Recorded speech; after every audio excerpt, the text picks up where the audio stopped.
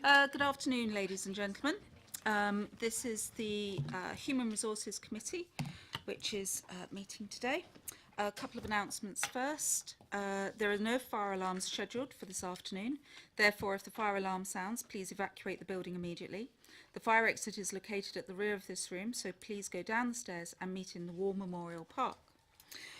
This meeting is being webcast live on the internet. It is, isn't it? Yes. The webcast will also be published to YouTube after the meeting. Mobile phones, could please all members and members of the public switch their phones off or turn to silent. Thank you very much. First agenda item is apologies for absence and substitutions. Glad you got here in time. The next item is declarations of interest of any matters on the agenda. No, thank you. Any urgent matters? No, thank you very much. The next item is to agree the minutes of the meeting held on the 18th of June 2018. Are the minutes agreed by the committee? Agreed. Councillor Potter? It's not a non-agreement, Chair, but I mean, if you'll just bear with me just to be able to raise, I know there's been email exchanges between us about this matter, but it was a point that I made on the emails, and I just want to make it for the public record. I mean, I expressed the view, didn't I, that on an item I'd raised at the last meeting, and it appears under minute 1318, it's the health declaration form. The only point I make, I've made it ad nauseum, I know, in terms of the way minutes are worded, the way they're available, obviously, not just to ourselves, but to the general public. I've always understood minutes need to be at least understandable by and have some relevance to the sort of item that we've been discussing. And so any third party could say, well, at least I have an idea about what that minute refers to. And obviously, this is no slight on the minute writer. I've said it so many times. It's the way that we do things in this council. But on that particular one, we end up with a sentence which says clarification was sought on the process of the completion of a health declaration form by employees at the start of their employment, full stop. Well, if you're an external person, I mean, that would mean absolutely nothing, I think. And it just seems to me we owe it really to, I think, the public who might show some interest in this, just to be a little bit more expansive in the way that we write such minutes. I've made that point elsewhere and I say it again today, but there's no point in me just doing this in private exchanges of emails. I just want to say it publicly. I just think if we're going to say something on something, let's say it in a way that at least gives some insight into the issue that we've been discussing. That's the end of my comment, Chair, really, but and I know others have looked at this, but anyway, end of story. Thank you, Councillor. With this, as you said, there have been some email exchanges on it. I think for clarification that we did talk about the health declaration forms, and I think that the minutes at this point actually have that noted and recorded. What came out of that discussion? So what am I trying to say? I'm trying to say that we did discuss that matter. I think that the minutes actually record it in such a way, and I'm personally happy with how that has been recorded. If you would like to come up with any additional wording, then we can bring that to the committee. But as chair, I'm happy with that wording. It was a more general point I made, Chair, and I'm said now, I'm not going to get into an exchange now, I just wanted it for the public record that I'd raised a general concern that sometimes I think our minutes just need to be a little bit more expansive so that they can be understood by people who mightn't have been privy to the discussion. That's the purpose of minutes, I think. But anyway, no more, I'll let it go. Sorry, Councillor Saunders. I was just going to try and be helpful. Which was to suggest that I think this is something which is not relevant to this particular committee. It would apply to minutes for all committees right the way across the council. And therefore, this is something which could be either referred. I'm not sure it should actually go to the Constitutional Working Party because I don't think, I can't remember in the Constitution whether there's anything on particularly the scope of minutes. But, so I was wondering if maybe we should refer this to the Chair of Scrutiny to have a look at.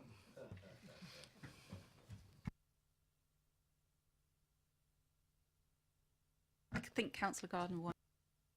Very briefly, clarification was sought. Was clarification received? I believe clarification was received with regard to the health questionnaires at the meeting itself.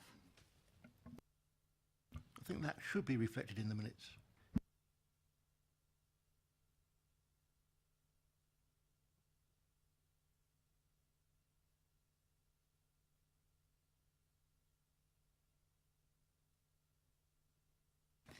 In consultation with Democratic Services, the suggestion of wording was clarification was received on the process of the completion of a health declaration form by employees at the start of their employment.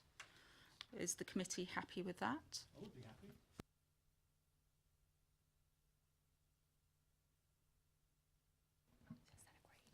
Is that agreed? Agreed. So the minutes, thank you. So the minutes are agreed now? Agreed. Agreed. Also, could I take up the recommendation that minutes do go to scrutiny? Would you be happy with that, Councillor Potter? I'm more than happy, yeah. I'm sure scrutiny will welcome that. Thank you, Chair.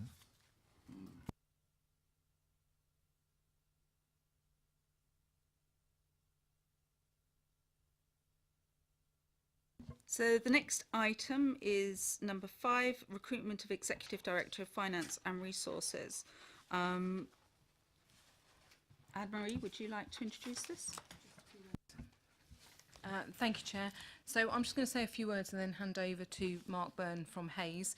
So you have in front of you just the outline of the process that we're following to recruit a new Exec Director, Finance and Resources, following Kevin Jacquest's departure earlier this year. We have appointed Hayes to lead that process for us. So Mark is going to take you through the detail of what's happened to date, what will happen next, and hopefully you've all had the invites anyway to the specific parts of the process that you're involved in. So I'd like to hand over to Mark, if that's okay, to take us through the presentation.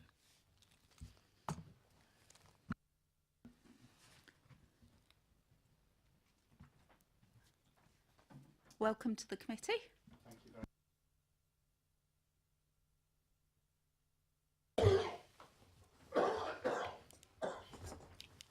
Thank you. Thank you, Anne-Marie. My name's Mark Byrne and I work for Hayes Executive. Anne-Marie and I have worked together before in previous projects, so we know each other reasonably well. I'm here today really to provide some background and answer any questions to the HR committee, as clearly you have such a significant and vital role in the recruitment process that we wanted to engage with you early and as fully as possible.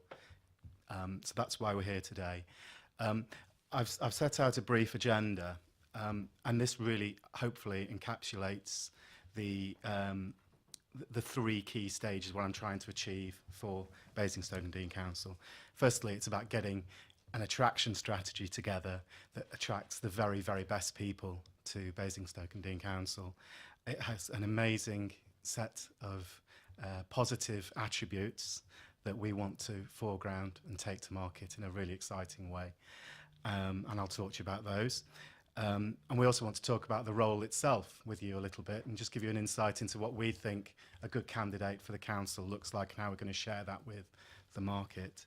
I also want to talk to you a little bit about the selection process, the HR committee's role in that selection process being important, but also the wider perspective for candidates, how we ensure that they enjoy their journey through the process, how they remain in the process and don't get lost along the way, which is when we're dealing with human beings, human factors tend to intercede, but as much as we can do to stop that happening, we will do. And how we ensure that we've got a really robust process that identifies the very best person. I then finally want to talk to you a little bit about project management, just to share with you some key dates in the timetable where your involvement is really important and very much welcomed. And then finally, just to identify 2 or 3 risks that I think are really important in any executive recruitment and how we might deal with those in the context of this project. So, I'm only going to talk for 5-10 minutes or so. If at any time you want to interrupt me and ask a question, I'm more than happy to work iteratively, or if you'd like me to present and then ask questions at the end, I'm relatively easy.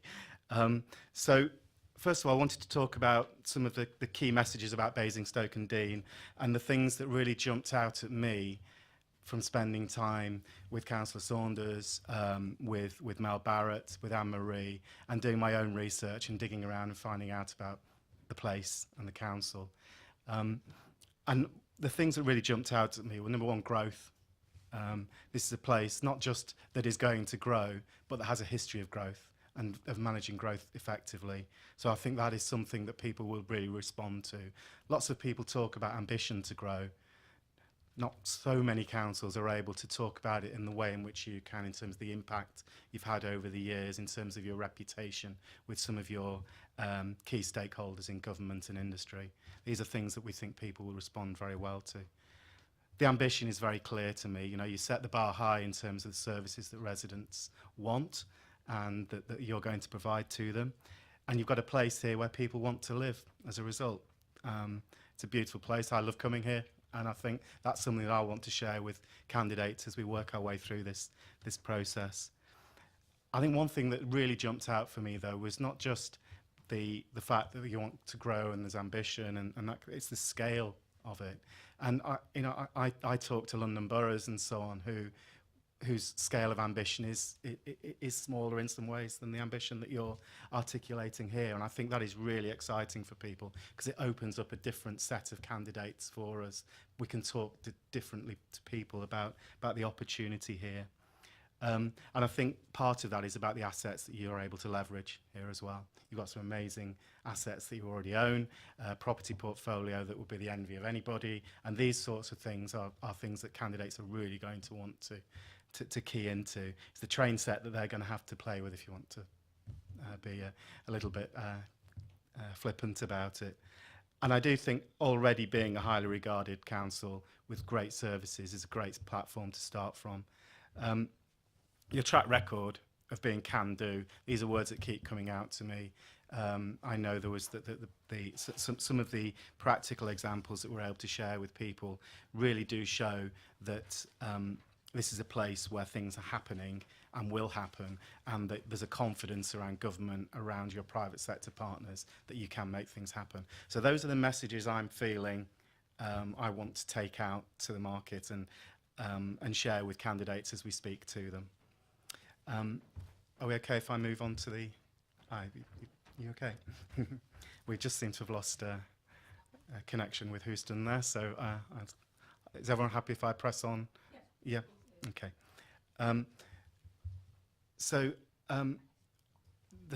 When people apply for a job, yes, they're going to be interested in the place and in the organisation, but they're also going to want to know about their personal role in the organisation. It's really important that we can capture that for people. So that's about, why is this role different to anything else out there? And I think we've captured some of that already. But what difference can people personally make in this job? So really building on that place council commentary I've already provided for you.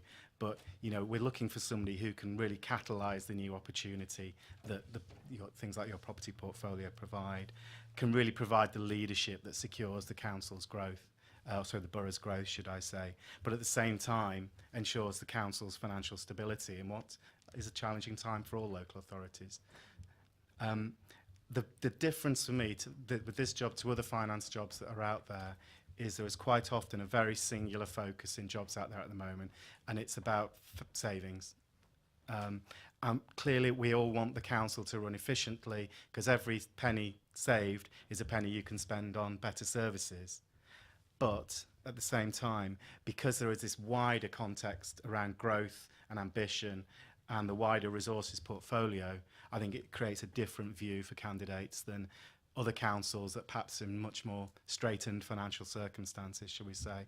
I mean, I read Birmingham are about 7 days from running out of money if their reserves are to be believed. You know, there's a lot of bad press out there. This is a council that is in a strong position as far as I can read, and that is the message I want to take to candidates. So yes, there's the ambition to do all this interesting stuff, but you're going to be working in a place where you've got the backing and the resources to do it. One thing that came out from speaking with Mel very strongly was the commitment to personal development for staff, and in particular for, in this case, for the senior leadership group. And that is something that is rarely articulated so clearly and vociferously as it was by Mel. So that is something I really want to take out to market when I'm representing you. So that, I think, captures the opportunities as I see them in the role. How then will we get all those messages out there? Because it's all very well and good having a fantastic offer, but if no one knows about it, then we've got a problem. It's a bit like being having the best motorway service station in the world on a motorway that no one travels on. We want to make sure as many people as possible are seeing our opportunity. So priority number one is executive search. We are an incredibly well-networked organisation.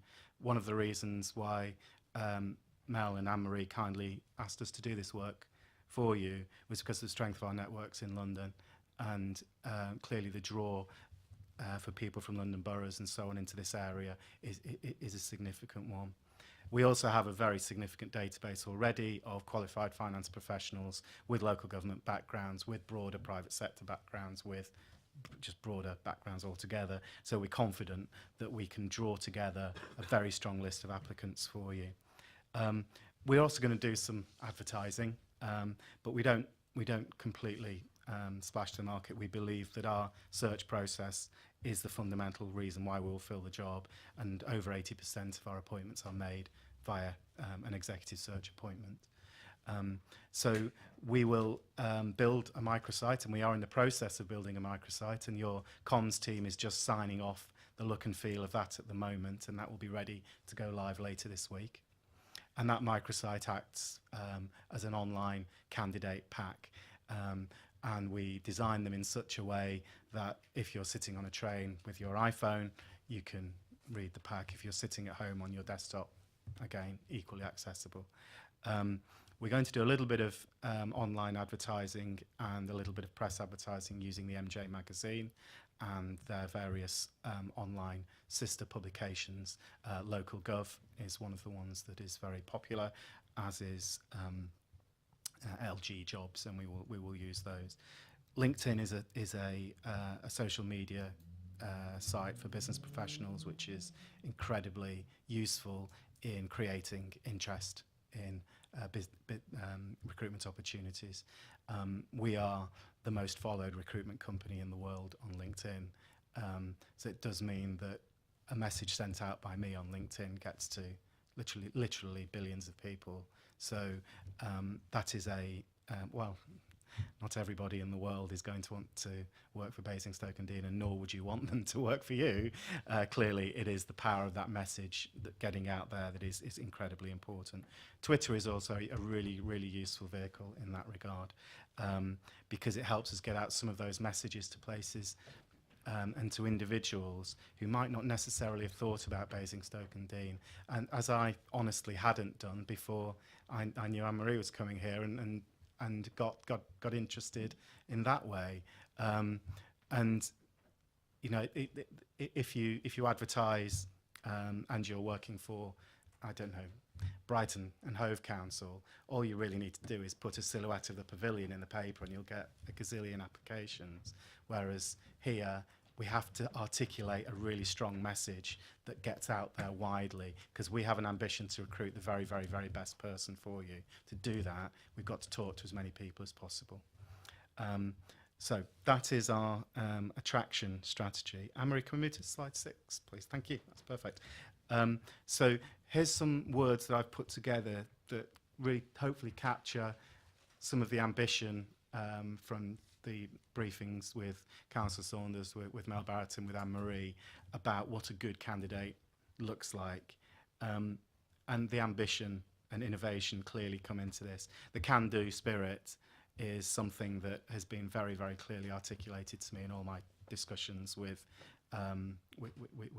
your officers and members, and it strikes me as not just an aspiration, but as practical applications of how do we fix this problem? How do we get forward with this issue? And that came across very strongly. But also actually encouraging that spirit in other people is something that we'll look to see from candidates. There's a heck of a lot in this job, and a lot of challenging contexts, a lot to get done, and a lot of potential blockers along the way. And so resilience we see as being really important here as well. The council's encouraging clearly a performance orientation, and really focusing on that and building that in other people is going to be really important.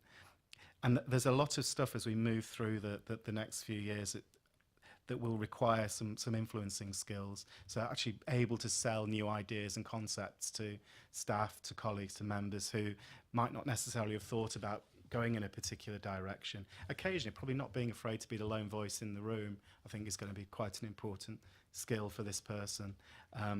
And you know, leadership credentials as well, clearly, both in terms of leading what is a very large group of services, but also building a presence at a corporate level across the council. So those were some of the things that really jumped out at me from my briefings that I think capture what good looks like. I want to now just move on to the selection process, which I know we shared some papers with you a little bit about, but I just wanted to make sure that you got clarity on this. We've identified a number of stages where we think it's really important that HR committee are involved.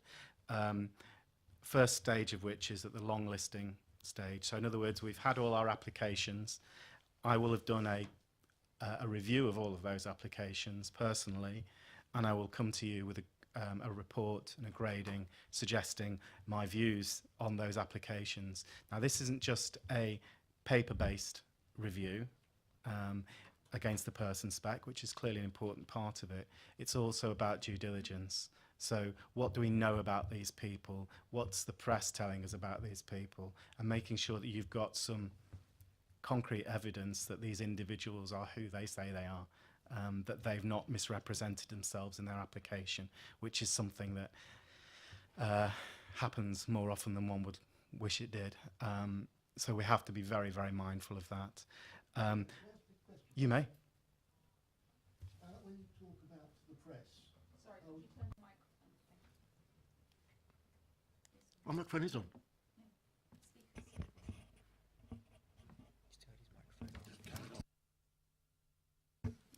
Sorry. When you talk about checking what's in the press, are we also talking about what's on social media? Yes, the final of my slides is a slide about risk management, and when we get there I'm going to tell you a little bit more about that particular part of the process. Okay, so I would return to the HR committee to present these findings to you and make a recommendation which we will discuss and agree. And then we will then take that recommendation away and call in a set of candidates for a preliminary interview. Now, the preliminary interview has a number of purposes, and purpose number one is to ensure that we understand the motivations of the candidates that are applying. So have they really thought about this job, or are they just throwing their CV around to see what happens? Do they know where Basingstoke is compared to where they live?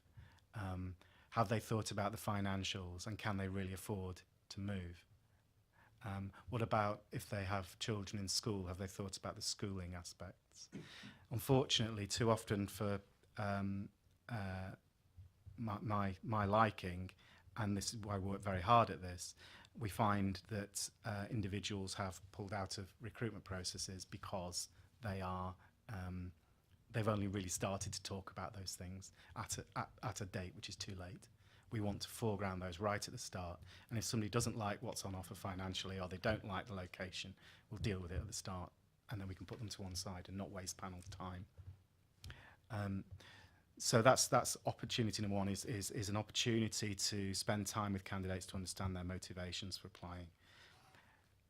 The second thing we want to really test out is, have they really thought about this place? Have they done their research?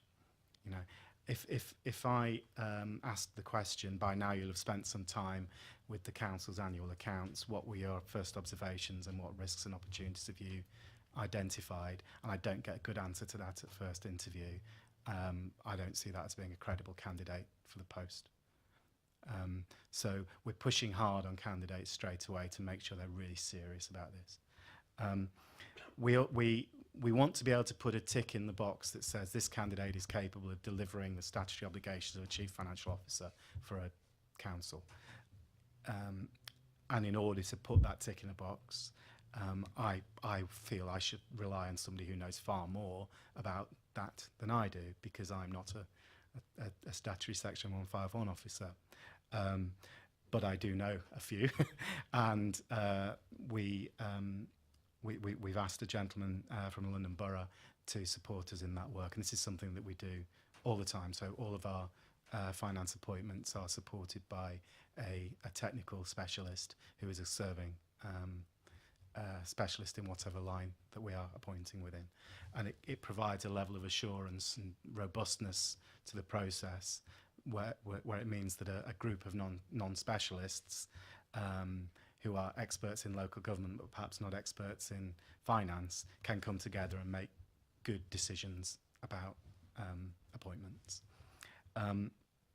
So we see an important role for the HR committee at both of those stages, and meetings have been convened now to make that happen.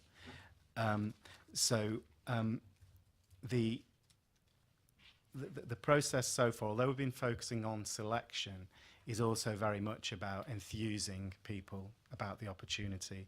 So there's plenty of time for questions with candidates built into the interview process. Everybody who will have been through to the preliminary interview stage will have had some sort of informal discussion or one-to-one with Mel. There will be plenty of time for people to learn and make sure that they're really enthused about this opportunity. And we do everything we can to keep people in the process.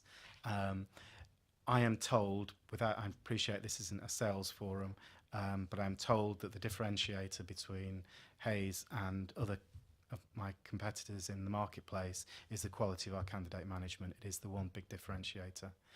We look after people so that they stay warm and want to be here. And we'll make that commitment to you again today. That is the first bit of the selection process, whereby we've got from a very long list of, say, 100 applicants down to a short list of 6 or 8 that we're going to put through a 2-day assessment process.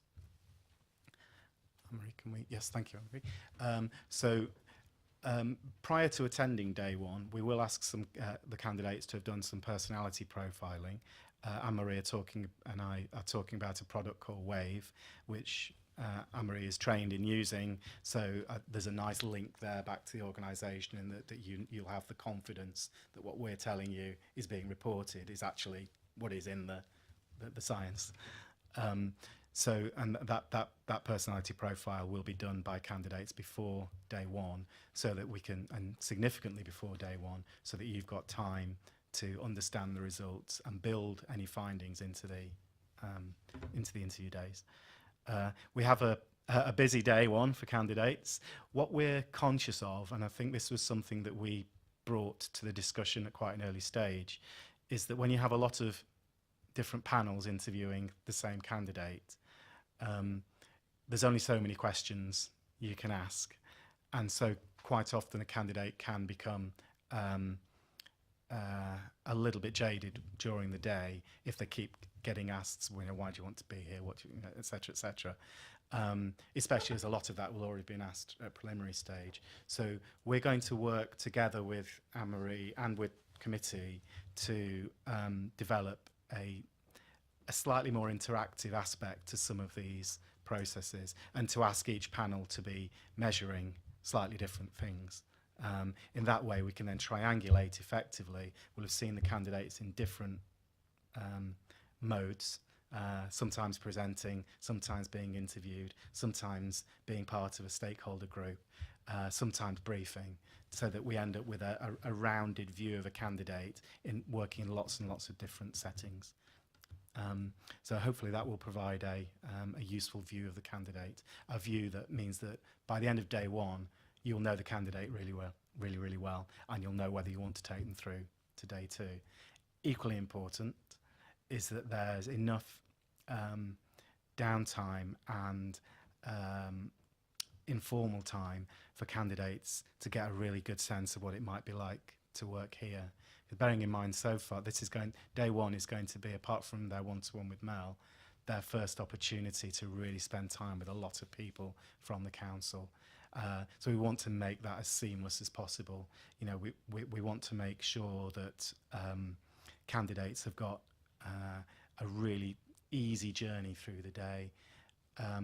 Tom from HR, who has joined from Sainsbury's, brought a really good idea over from Sainsbury's, which is that every candidate has a dedicated chauffeur, if you like, for the day, who will take them from room to room and make sure that they're properly looked after. And I think that's a nice way to give people a first-class view of what this great place is all about. So we've also got, as I said, lunch and SLT discussion where things will be a little bit more informal, but I think a really nice way to reach a good view of candidates. Hayes will also have people present on the main panels so that we're able to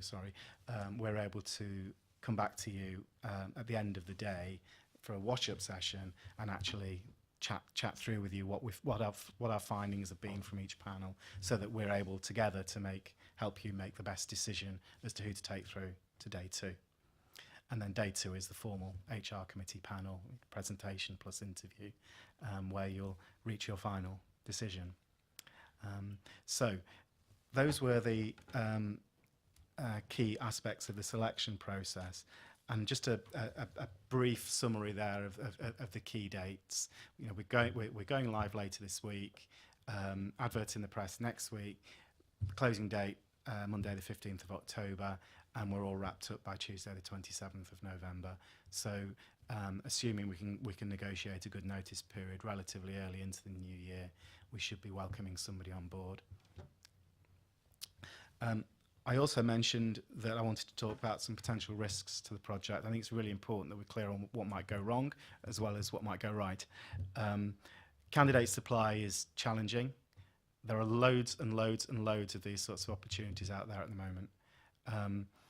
Lots and lots of councils are in challenging financial positions, where those financial positions have possibly become more challenging because they haven't had the right person at the helm financially. And therefore there have been a number of departures, falling on swords, whatever you want to call it, where individuals have needed to be replaced. This is still a demographic that is ageing in terms of candidate supply, so there have been early retirements and retirements as well, which have created need. There is also evidence of larger councils, unitary councils, restaffing structures that have been decimated through cuts. So while previously an authority might have had one director of finance and two deputies, they might not have two deputies now, they might only have one. But there is evidence that that second deputy is starting to come back in.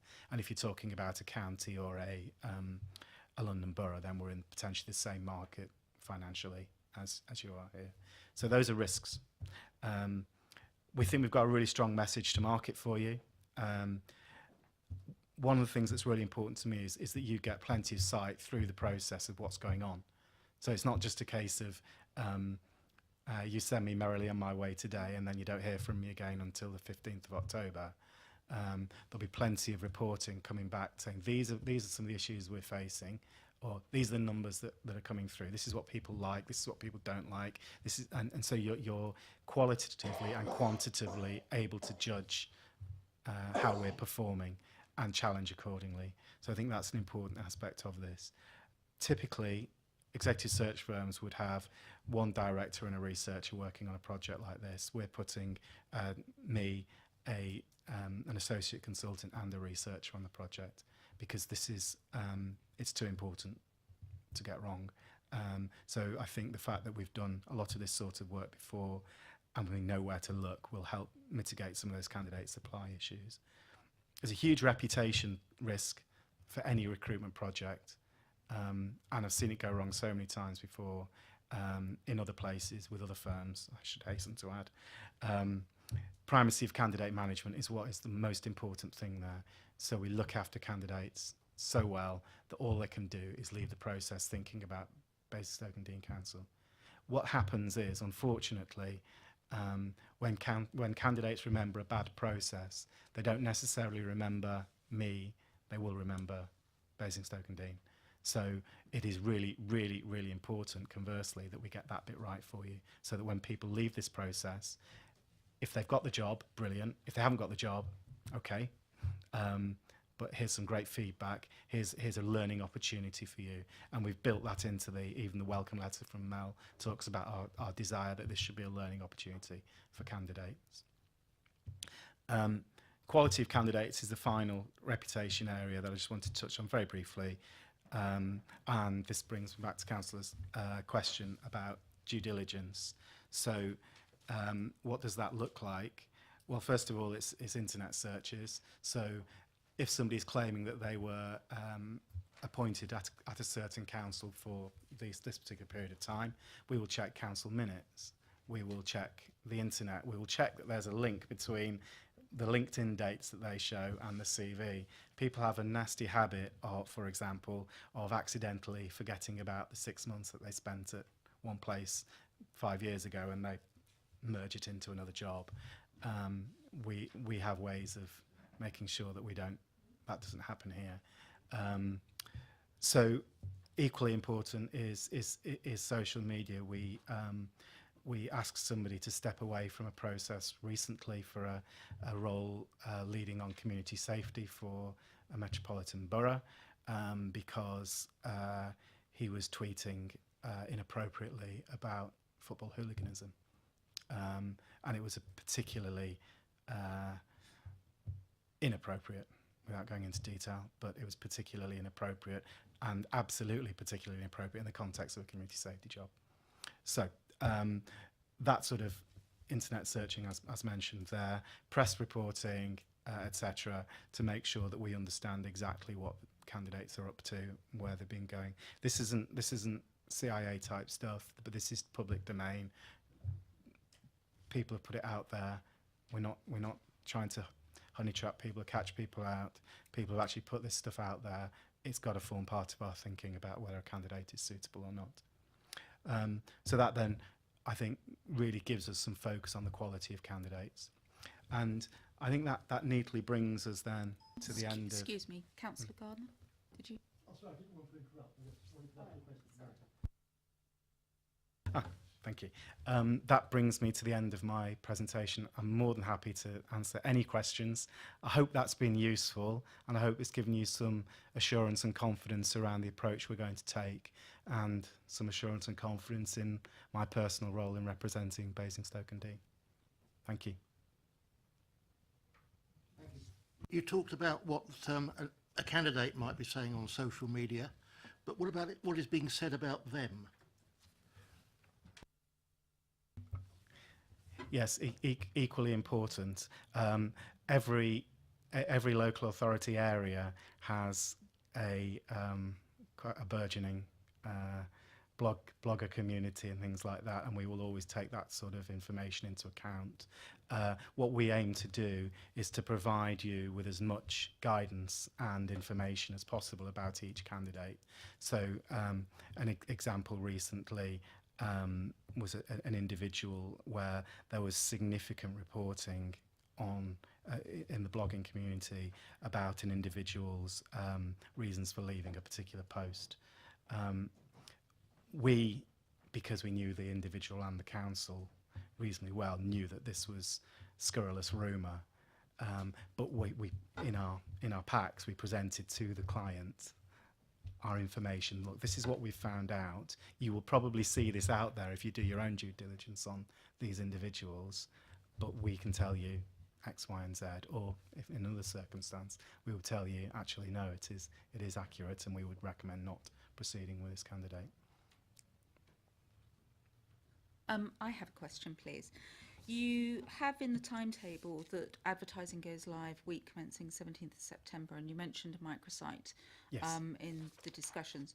Are we able, as committee members, to have a look at that advertising and also have a link to that microsite so we can see what's actually being put forward?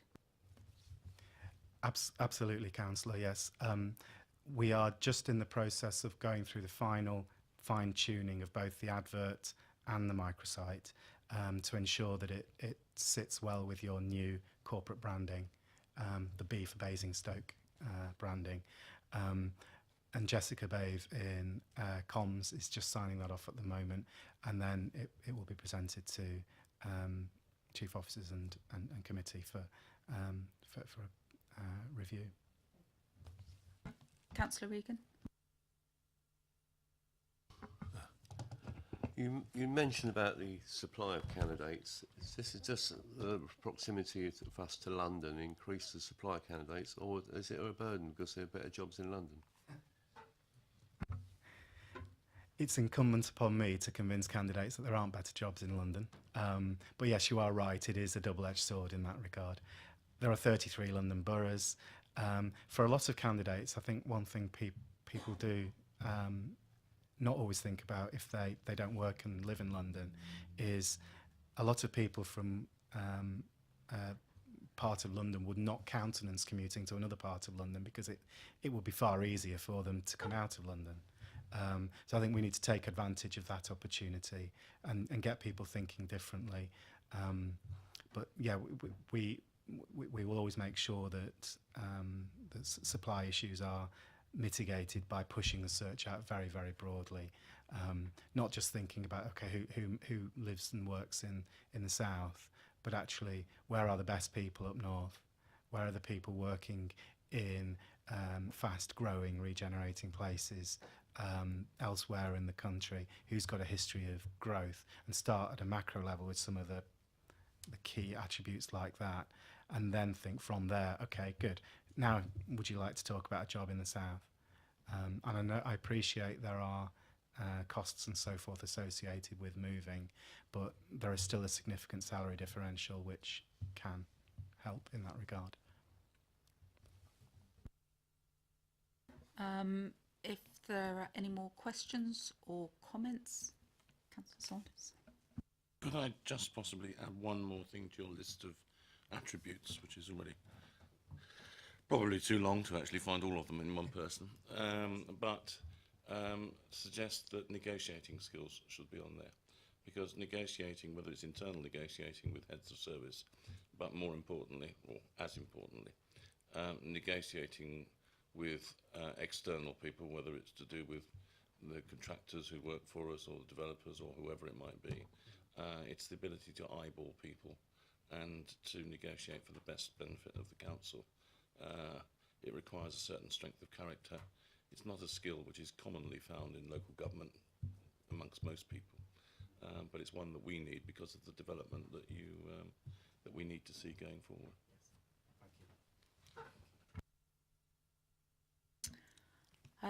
If there's no more questions, the committee's been asked to note the process and key dates for the recruitment process. Is everyone happy with that? Agreed. Thank you. The next item is item 6, HR. Sorry. Thank you very much for the presentation. It's appreciated. Thank you. The next agenda item is the HR annual review and operational management issues. This is being introduced by Anne-Marie, please. Thank you, Chair. So you've got the annual report in front of you that you will all be familiar with. This is a report, as I understand it, you have annually, clues in the title, which gives you some feedback around the operational KPIs associated with workforce in the council for the whole of last year and the first quarter of this year. So key highlights just to draw your attention to in terms of some of the successes for the last 12 months. Continuing really good use of the apprenticeship levy in terms of bringing young people into the organisation and upskilling people through use of that fund. Some very positive response to the staff survey, which we are still building on, but takes us to the highest performing not-for-profit in the best companies survey. Some good figures around attraction, albeit we have some hard to fill posts still, which I'll touch on in a moment, and continuing good levels of investment in development, which is one of the things Mark mentioned in terms of making us kind of stand out around other authorities. We've also seen a very successful second awards ceremony just a couple of weeks ago. Some of you I know were there, and I know staff enjoyed that particular event, and it gives us an opportunity to reward staff in a different way. And we have seen a good level of reduction in sickness associated with mental ill health, which I know has been subject of a number of discussions around the organisation over the last year or two. We've also seen some low levels of formal issues being dealt with in the organisation, and we are seeing some on-target performance around the sickness for this year. So in terms of some positives from last year, and obviously this is my kind of first take on the operational information the organisation is providing to you as members, some very, very positive things to report back. I think we remain having two key challenges around turnover, which is high and in fact higher this year for the first quarter than we were hoping and we achieved last year. So there is a piece of work underway around attrition, why we're losing people, when we're losing people, what we can understand from that. And it does seem that we have two separate sections of the workforce, one section being here a very long time, another section coming and going quite quickly. So our attrition within the first 12 months, 2 years, actually quite high. So a piece of work underway to understand more about that and to also reinvigorate our exit interview process to try and get some more meaningful information around why people are leaving the organisation. Secondly, I think although we are on target with our sickness target for this year, we are only just within target, and so some further work to understand the different levels of sickness across the organisation, what's behind that, and some more targeted work around the wellbeing agenda in terms of the mental ill health absence, which remains the highest category of report in common with other organisations. So it's not particularly alarming in terms of national trends, but obviously something that we would like to continue to bring down. In terms of attraction, I think we still have a struggle to recruit to particular roles in the organisation. Again, in common with other authorities, there are skill shortage areas, legal, planning, property, which we are struggling to get people and keep people. So again, a piece of market research underway to understand what we need to do to get and keep those people in Basingstoke and stabilise some of those levels. So I know you will have read the report and will have some detailed questions, so I will close and hand over to you for any questions. I'd like to go first, please. With just one thing that you mentioned with regard to the turnover rates in the council. I was interested to hear that you want to reinvigorate the exit interviews. Currently, they are there, they aren't there. What's the process around that, and how I know that when I've been in employment, exit interviews have been very, very useful, because if they're held with HR, there's a freedom of speech, as it were, in terms of why they're leaving the organisation, and they can be very, very helpful in addressing some of the issues that you're looking at market research to find out why. Okay, so we do have a process at the moment. So we have an exit interview process which involves a questionnaire going to people and then an optional exit interview. So we will be revising that questionnaire for a start, so it gives us some more detailed information about reasons for leaving, and working much harder. I'm not sure we will move to mandatory exit interviews, which feel quite difficult, but certainly moving to encourage people to talk to somebody independently before they leave, and potentially looking at talking to people who left the organisation in the last 12 months to see if we can track back and get some of that information. Very low numbers of response at the moment, so not really any information that we can base those decisions on currently. Councillor Gardner. Thank you. On 6.6, we talk about the Going Beyond Recognition Awards, where staff are invited to nominate their colleagues. Does this also include recommendations and praise coming in from members of the public and councillors who want to congratulate staff for the way they treated their residents? Does, yeah. So members of the awards on that evening, in fact, who were winners, were based on recommendations that had come in from the public. So the compliments process that we have in the organisation that allows members of the public particularly to comment on excellent work from members of our staff. So we do take account of all feedback that comes in. Councillor Regan. Hey, you mentioned about retention and attraction of staff. Is the public sector pay we offer now not good enough, or not keeping up with the private sector due to having 10 years of austerity?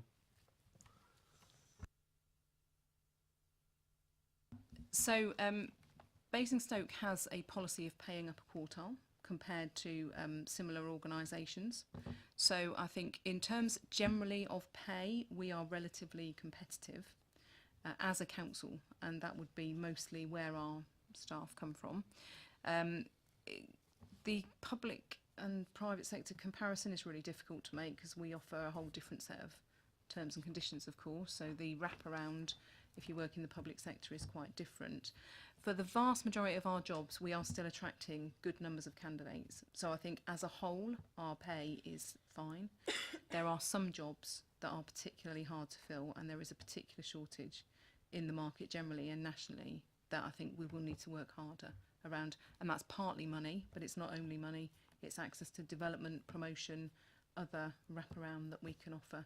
And I think one of the relatively quick wins is we could much more aggressively sell some of the benefits of working in Basingstoke, which we're not great at doing at the moment. So we don't really shout loud enough about everything we offer to people. We have a relatively good reward package in some of the things that sit around our pay that we don't make as obvious as we could when we're recruiting. So one of the things we're looking at is how we sell that into the marketplace. Councillor Potter. Thank you, Chair. Just to say welcome to Anne-Marie, first of all, obviously, in terms of employment with the council. I was interested in the comment about exit interviews. I mean, I wish you well with mandatory exit interviews for people who are under one form of notice or another. So that would be an interesting process, really, wouldn't it? But in terms of those that actually complete the exit interview, what actually happens? What happens after that? I mean, how long is an exit interview kept by the authority on file in the personnel file of the individual? And putting it simply, I mean, what use do you make of that exit interview? What's the process? I mean, good or bad, obviously. If you could answer that first, and I've got one other question, if I may, Chair, in a second. Thank you, Councillor Potter, for only asking one question at a time as well, because my memory won't last to two. In terms of the process, I think, honestly, if I look back, we haven't made good use of that information. There have been very, very low numbers of response, and we have simply kept them not on the individual's file, but they're kept centrally as generic information about exit process. So we haven't made good use of those historically, and I think that's one of the reasons that we've identified it as something that needs early attention to start understanding, particularly around some of those fast turnaround roles where we're seeing quite quick attrition in different parts of the council, what it is that is driving people away so quickly, if it's a market force, which I think some of it will be, and or if it's something that we're doing in the organisation, which potentially I think we've seen a number of people in the quick look I've had that have been a long time in another organisation and then have come here, and it's quite common to see people turn over quite quickly in that situation because it's a dramatic change. So you do 30 years in one organisation, quite common then to only do 1 or 2 in the next one and then move on again quite quickly. So there's a bit of understanding of the kind of psychology of people moving, a bit of understanding of the market, and a bit of understanding about what we've done here to contribute to their decision to stay or go. So I think a lot more work to be done around that. If I can come back, I'm grateful for that. I mean, it's obvious comment. I think really people will only, by word of mouth, take part in exit interviews if they have confidence in what they're saying is going to be used one way or the other, and it's for the benefit, you know, of future staff development, more generally, perhaps even in their own terms, their own sort of reputation amongst others as well, really. So, you know, improvements are required, I think. The other thing I just wanted to ask about, and you made reference, Anne-Marie, about the mental health issues, one of the issues that we do discuss time and again, and under paragraph 4.16 on page 27, I know there's the apparent good news in terms of reductions in the figures that we've got before us. Clearly it's a first quarter figure only, so obviously we'll look with interest how it develops during the year. But in terms of the overall figures relating to this this element, anxiety, stress, depression, other psychiatric illnesses, where we have a total of days lost, which are quoted on page 46 as 1,280, if I wanted to find out exactly how many of those days relate to which department within the council, I mean, theoretically, this is facetious in a way, all those 1,280 could be in one department, I think, but I know it not to be the case. But if I wanted to break that down by department and on a pro rata basis relate that to the number of staff within that department, would I be able to do this? I'm sorry, it may be my misreading of the figures, but that would be helpful to me, and I think probably the committee, if we had a more detailed breakdown on a department by department basis of where the reasons for absences occur, see whether we can get any trends from that, really. And I know one of my colleagues pointed out something else, really, elsewhere. If Janet will forgive me for saying it. I mean, on the previous page, there appears to be an increase in what are generally described as back problems. And again, it would be useful to know whether that had any particular connection with a particular department of the council. It's that, you know, sort of boring down into the detail of it, really, which I think would be of interest. So the answer is you can't do that from the information that's in front of you. You haven't missed anything. The number of people aren't in this report.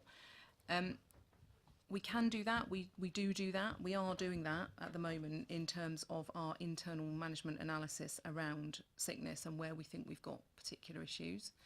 And in doing so, as we uncover trends, which we may or may not do, we're in the process of doing that piece of work, we will target action around those areas. So I'm very happy to come back next time and tell you about that piece of work. I'm not sure that it will be helpful for the committee to have those trends without having some information about what we're doing about those. So I'd like to be able to bring that back to you with some, okay, we found there was a prevalence of mental ill health in a particular area and we did X, Y and Z. There is a corporate piece of work around mental health continuing, and we've commissioned a series of workshops for the October Mental Ill Health Day around courageous conversations, suicide prevention, maintaining wellbeing at work. So we've got a whole week of activities in October, which is corporately, but some of that we have used some targeted action. So our customer service people, for example, were particularly interested in suicide prevention, having been in that situation occasionally with people calling in. So we're targeting some work around that for that particular team. So we are trying to get a bit more sophistication, if you like, around that action. But obviously it's early days in terms of my personal involvement, but we are digging now into the detail of trends around the organisation, and I'll be happy to come back with some more on that next time. Subject to the caveats that Anne-Marie is quoting there, I mean, you know, I'm aware of the sensitivity of some of the information we're talking about. I think if the committee is to play a role in terms of monitoring the well-being of its staff in particular departments and the sort of work that they do, it would be certainly of interest to me and I think others to just know where those comparators lie, providing that we don't stray into an area that obviously, gets into the detail of an individual, and I'd never intend to do that. But if we could have that information wherever possible as a development of the figures we normally have in front of us, I think that would be very useful. So thank you for that. Councillor Westbrook. Yeah, thank you, Chair. Councillor Potter has already said one of the questions I was going to ask, so if I can, no, it's fine, if I can just focus back on back problems on page 45. For the quarter, what struck me that in the figure 10 chart that it had moved up to the second highest category now, 155 days. The figure for the whole year previously was 217. So that actually is saying that that is increasing significantly. If we had the information that Councillor Potter was talking about, and if it all or a lot of it was in the operations team, then there may be, reasonable explanation there. But if it was in other departments, it could be maybe something educationally that we could do within the organisation on movement, chairs, sitting, this sort of thing. So that's why I thought that one was quite interesting to have it broken down into departments. I think, I don't have all the information in my head obviously, but I think it's one or two individuals who have skewed that particular figure. So we will look at the trends, and if we think there's patterns that we need to pick up, and I think, and this might be doubling right back to a point in the minutes earlier, there is an associated piece of work around pre-employment health questionnaires that I think we will need to bring into this equation to make sure that we are very aware of any pre-existing conditions as the people come into the organisation, so we make sure that we are putting any adjustments in place. From memory, this is not an operational issue particularly, which would be reassuring, because these days, of course, we wouldn't expect so many MSK issues in our operational teams because they have machinery that helps them with those areas. But likewise, we'll look at the trends as we dig down into the information. Councillor Gardner. Just picking up on that, on the column days lost, it would be interesting if we could also have the number of cases, so we could actually see whether it was one or two people having a long time off or a lot of people having a short break. I say short break, short time off. And you may remember you've seen that information before, Councillor Gardner, and thank you for not mentioning that. So, no, I deliberately actually took out the number of people on this report, because in one case it was one individual and it had the department, the number of individuals and the number of cases, and there was only one person against that particular illness, and it made it very obvious who that person was to anybody in the organisation reading that report. So there was just an identification issue around this information for this particular time. One of the things that I have talked to the Chair about earlier today is how we revise this information when we bring it to you next time. So I inherited this report, as you will appreciate. It's been on its rounds since almost I got here. I would quite like to bring you something a little bit different next time, and be able to point you at some of those trends and those particular areas that we need to focus on, rather than just giving you information. But it was a data protection issue that led me to take the column off with number of people on this occasion.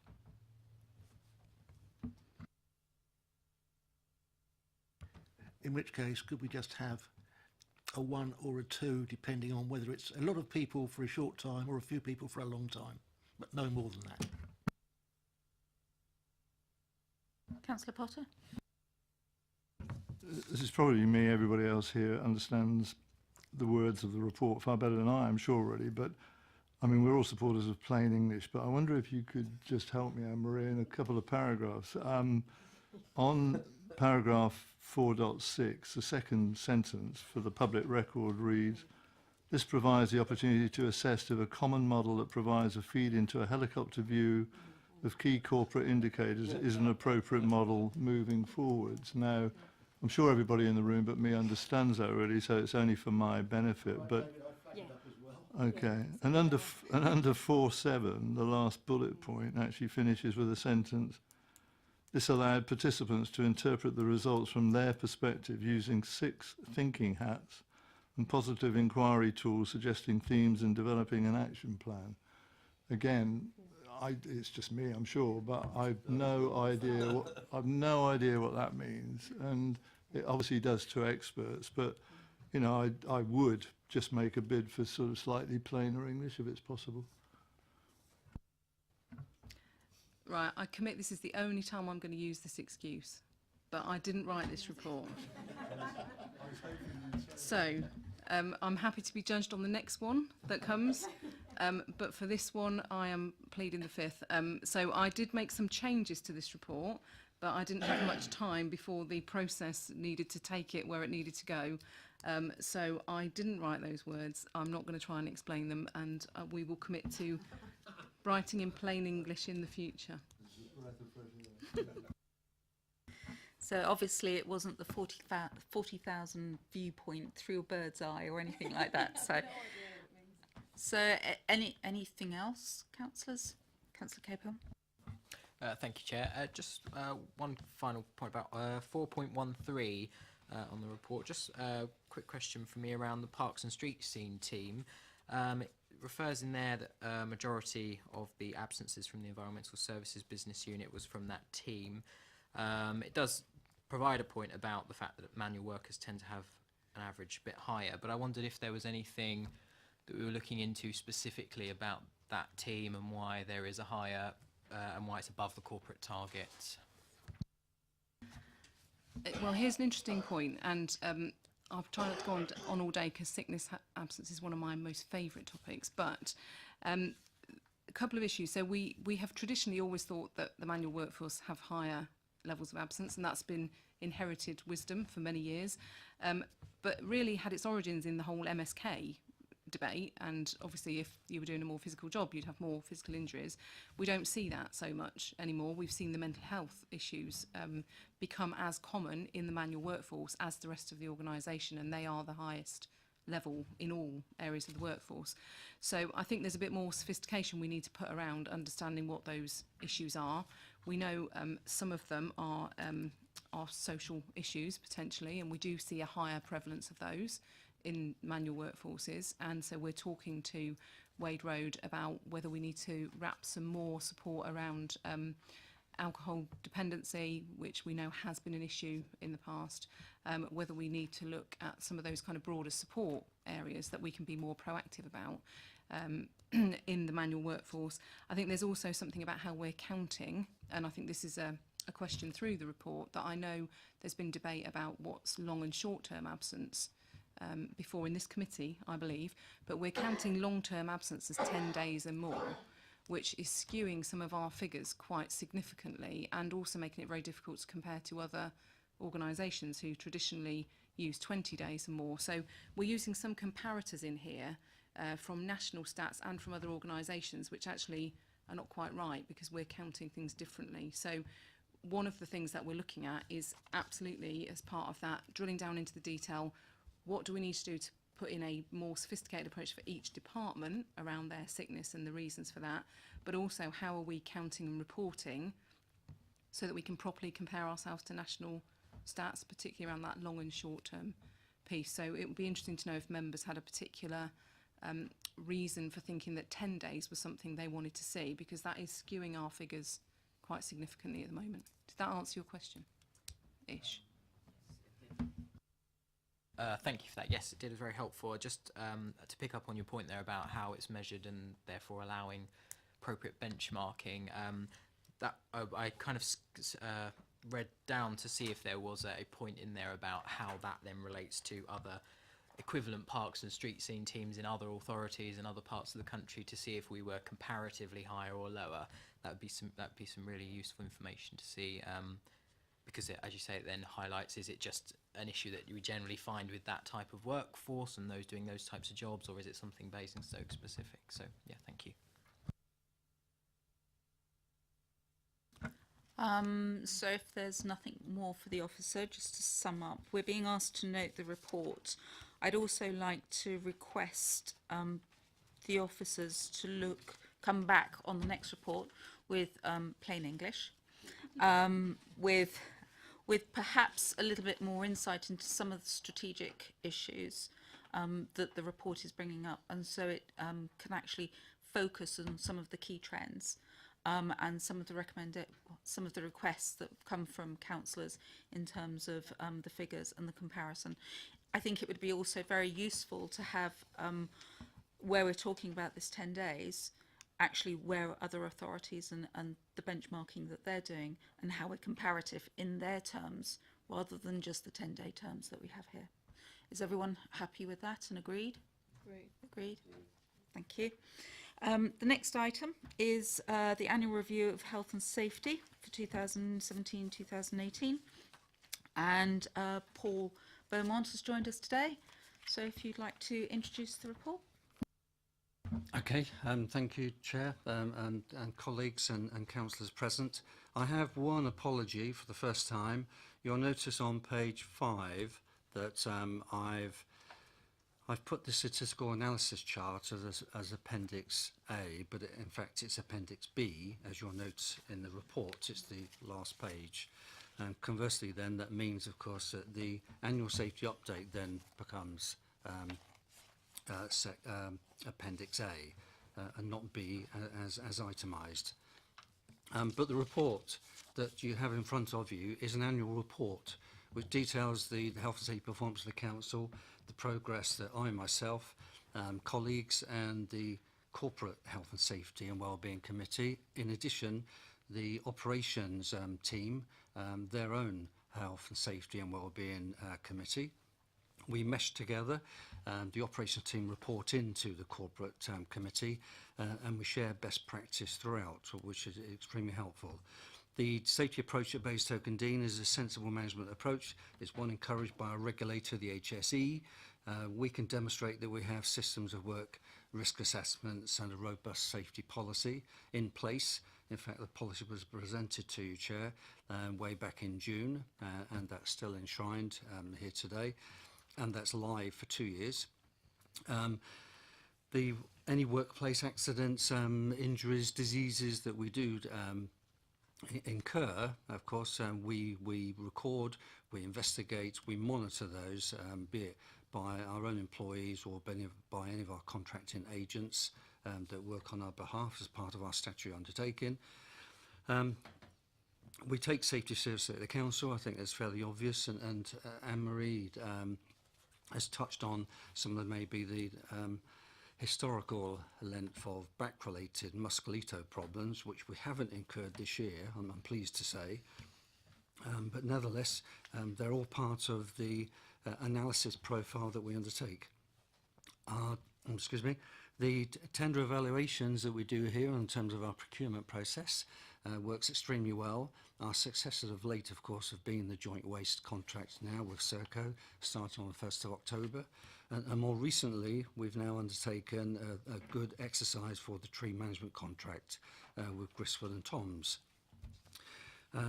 I've explained in the report the accident incident profile, and I list the categories also that we measure.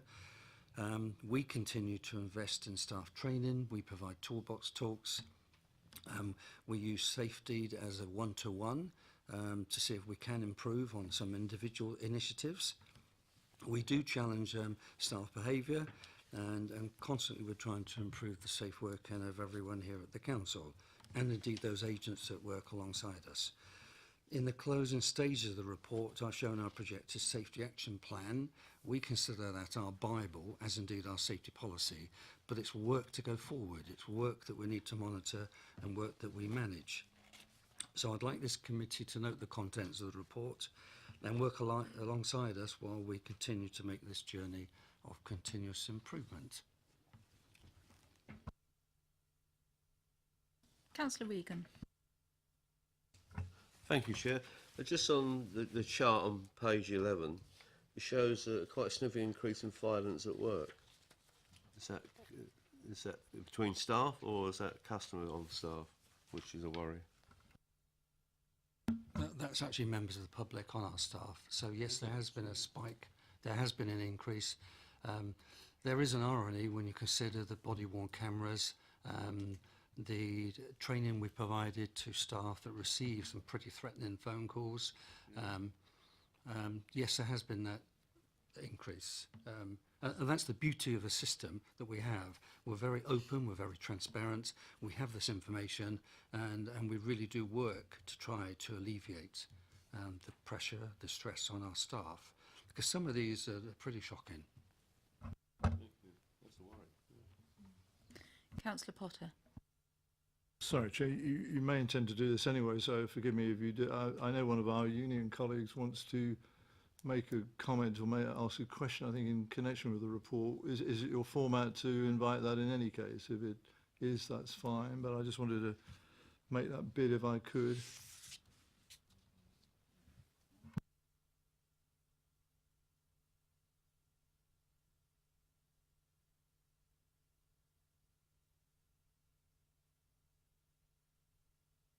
Yes, if the representative would like to come and address the committee.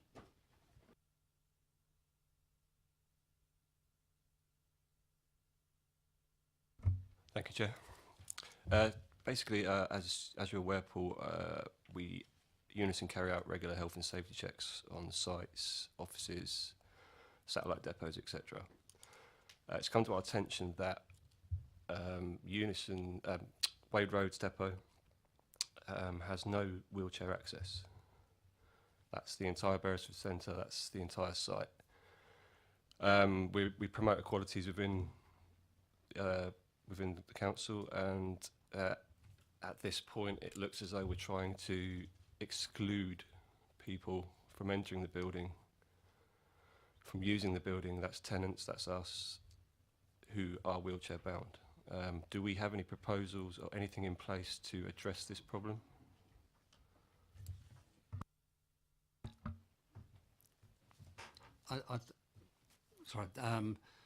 I'm unaware. I know we've just taken over some of the units in Beresford Centre, and I appreciate there is a staircase. We have had accessibility audits provided here externally, and that was never picked up. But I dare say it's probably because we were not using those additional units. We have just taken over in the last couple of weeks, and I visited last week, not to the Beresford Centre itself, other than the new training room for operations. If we have any areas where, because we're definitely not here to prevent any person entering our properties with legitimate causes, but I can see the need for our property services department now, and maybe our facilities and my good self. I think we ought to put together an action plan to resolve that, Chair, and Unison. Unison have been incredibly helpful with us. It is their workplace. It hasn't been raised before, but irrespective, here it is now on the table, and clearly we need to address that. We are a fair, engaging local authority, and we are promoting people to come and join us. So we want to make sure they have access and egress safely. Thank you. Thank you very much for bringing it to our attention. I feel very strongly about access to all, and therefore accessibility is key for any local government building. So if other members are happy, then I think that should be something that Paul investigates. Thank you, Chair. Thank you, Committee. Councillor Bauer. Thank you, Chair.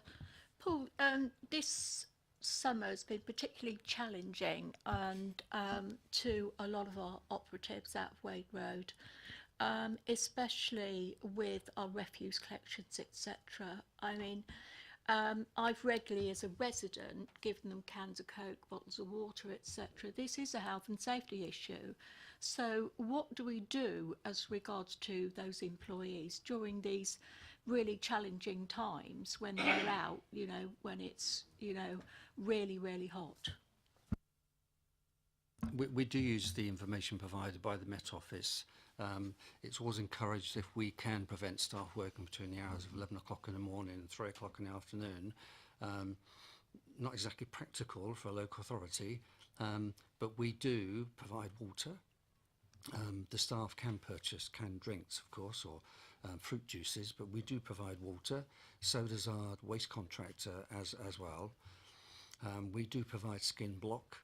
We do provide caps. We try and provide as much protective clothing as we can, but bear in mind you need the agility of the person, particularly with joint waste, for example. We ask them to slow down, but they're again, I suppose, on a residential street, for example, literally going from one property to the next, possibly across the road, double-sided collection, then that puts some constraints on people. And I think sometimes in that type of weather, our own staff and our contractors would love to finish the round and return to the depot. So I suppose, and possibly selfishly, sometimes there's an element of rushing. We don't advocate that, but I suppose there's a bit of common sense that has to be used in all this type of weather. And we did endure it for some while, and allegedly we were going to have a heat wave this September, but thank goodness it's cooled down slightly. But our staff are sensible, they're intelligent, and we try and provide them the best support that we can. But they are our ambassadors of this council. There they are out in the field, and they're faced with those problems. We certainly haven't had any complaints, but that's not to say that there's nothing wrong. I think we're all conscious, even in these council offices, some of the heat stresses that can be prominent. And we try and provide the best that we can for our staff and our contractors. Any other comments, councillors? We've been asked to note this report. I suggest that we note the report, and we also ask for a report back to us with regard to the disability access of the Wade Road facilities, just for our own information. Agreed? Agreed. Thank you. The next item is number 8, which is the Employment Terminations Cost Report 2017-2018. Anne-Marie, would you like to introduce this report? Thank you, Chair. So another report that will be familiar to you. You see this every year. What we've seen this year, I'm sure won't have escaped your notice, that we've seen a fairly big jump in the costs this year. So although the number of people that were redundant or left the authority during that period of time was broadly the same as last year, we incurred significantly higher costs. That's because 4 of the 5 people that left the authority were over 55 and therefore got immediate access to their pension, which the authority is required to make up in terms of pensions payments as part of the national LGPS regulations. So it looks like a huge jump. It is a huge jump in terms of cost. It's not a huge jump in terms of the number of people that we have lost during that period for those reasons. And all of those processes and payments were made in line with the currently agreed policies. So there's nothing sinister about that significant jump in cost, but of course it will be of concern to members that has risen to getting on for £500,000. So I'm happy to answer questions around that and give you any more information around the pension implications of those departures. And you'll also notice that I've suggested that you tell me to go away and look at all of the termination arrangements in detail to make sure that you are still happy with those arrangements and the policy framework that sits around that. So, as I said, everything that we've done during that year sits within those agreed policies and was done absolutely in line with what you've previously agreed, but maybe it's time to revisit those and make sure that actually you are alerted to, familiar with all of the routes that might lead to financial impact. This, of course, does also get reported into the finance committees as part of those annual pay statements. So happy to take questions. Councillor Bauer. Thank you, Chair. One particular point I'd like to bring up, the LGBS pension. So if somebody goes over 55, potentially we could be paying up their pension till they're 67. Now, this age limit of 55 was set some time ago when women retired at 60 and men at 65. This is putting obviously a continued strain on not just our council but other councils, and I think it's something that needs to be challenged as to how Basingstoke would do it, we as individual councillors could lobby our MPs to get this looked at higher up the chain. But what could we do as a council to try and get this process revisited? Because to me it seems absolutely ludicrous that someone potential could be made redundant, say when they're 56, and we have to pay all this money. This is money that we have to pay to be legal, but when we're in a constraint period where we need every penny to go on our services, etc., and to me it seems like we're throwing money down the drain. So there is a case potentially for national lobbying to get this re-looked at. For members that aren't familiar with the LGPS regulations, a few years ago they changed in that historically, so this has always happened, there's always been a pension strain associated with people being made redundant over the age of 55. It's part of the national regulations that if you are made redundant over the age of 55 and you're a current member of the LGPS, you get your pension. It's not actuarially reduced, so the authority has to make up all of the payments that would have been made into the pension between that point and your normal retirement age.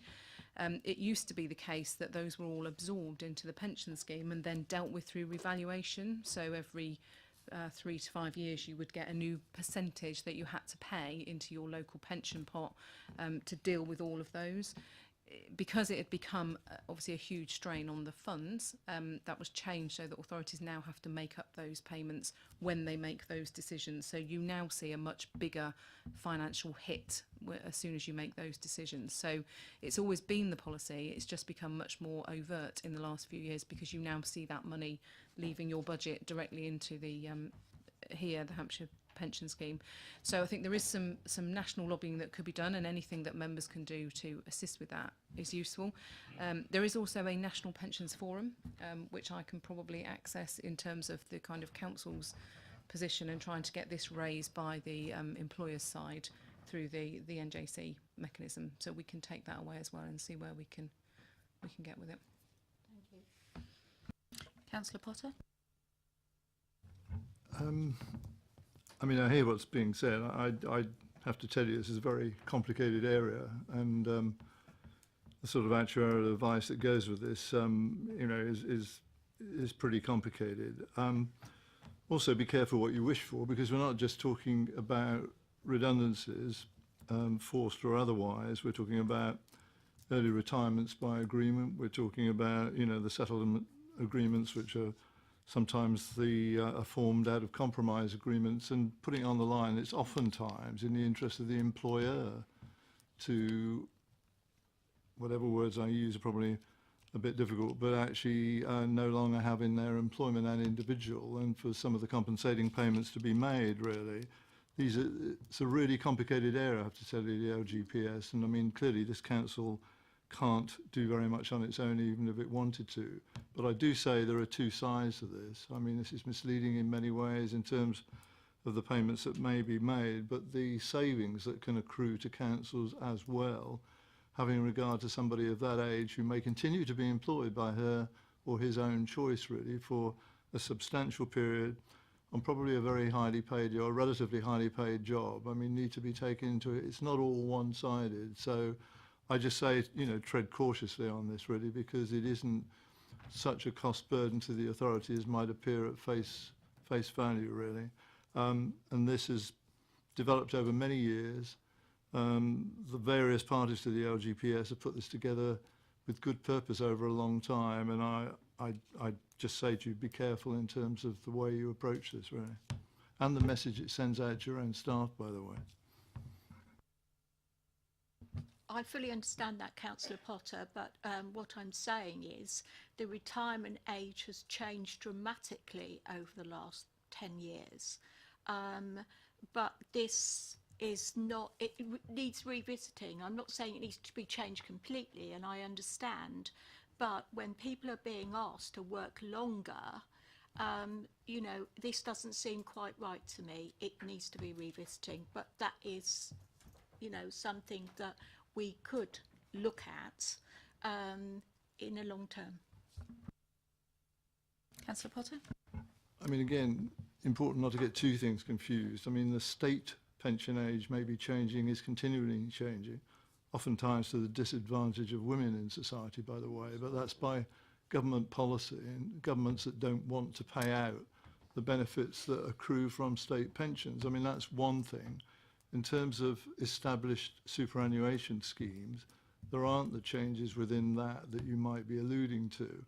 And I'm just saying, I mean, from an employer perspective, the mutual benefits that can accrue oftentimes in terms of the way establishments are looked at, the way people take early retirement because it's in the interest, A, of the individual, but B, of the employer. And over a longer period, the sort of benefits that can accrue need to be taken into account. Some of the superficial headlines can be misleading, so I'd, again, just counsel caution on this. Anne-Marie? I think, Councillor Potter, you're absolutely right. This is a much more complex issue than is surfaced in the headline figures. I think the reason for focusing on the LGPS is that's the significant change that we've seen since last year. So on the face of it, we see a cost that has more than doubled for a similar number of employees. It could appear that we have suddenly doubled our exit payments, for example, but unusually we had most of the people who were exiting in that time were over the LGPS pension age, and that's why there was such a huge hit on the pension fund. So I think the reason for focusing on that is it explains that difference, which I know some members had been concerned about, and certainly is a figure that the press undoubtedly are interested in. So I think we just need to be clear why that has happened. It's not a change to policy. I agree that there is a much wider issue at stake, and sometimes it is in the organisation's interests as well to exit people, and often that is cheaper in the short term. What you see, of course, is a big hit. You don't see that the plan was within, 6 or 12 months we were actually in savings, for example, because of that action. So absolutely was not meaning to diminish the fact that this is part of a much bigger issue, but just be really clear as to why we've seen a big jump this year, and there's nothing more sinister than a national rule which we have to follow around pensions. Councillor Gardner? Can I just get clarification on that? You're saying that the figure last year didn't include any pension contribution? So last year the people who we exited weren't over 55, so there was no pension impact. It's only if you're over 55 and redundant that you get access to your pension early. Any other comments? Councillor Saunders? I was just going to say, it is absolute fact this is a minefield, if you're not careful. But I would refer back to Anne-Marie's earlier comments that she is proposing to have a thorough look at the whole, all of our policies that surround this area, because I think, as a taxpayer, I look at this and I see that amount of money going out the door, which wasn't previously going out the door, and I ask myself, where's the value for money in this? Why is this happening? And is there anything that can be done to reduce the amount of money that's going out this direction that I could see spent on my services elsewhere? So I think that's exactly the right thing we should do, and wait for a report to come back in due course. Thank you. Any more questions, comments, councillors? We've been asked to note the report, and we've also, the recommendation is to ask the Head of Human Resources and Organisational Development to undertake a review of policies and processes related to termination to ensure that costs are kept to a minimum. I would also like to add from my perspective that in the report we talk about the efficiency savings within a maximum of 2 years, and that whilst in practice it's around, maximum of 5 years, although in practice the payback period has typically been less than 2 years.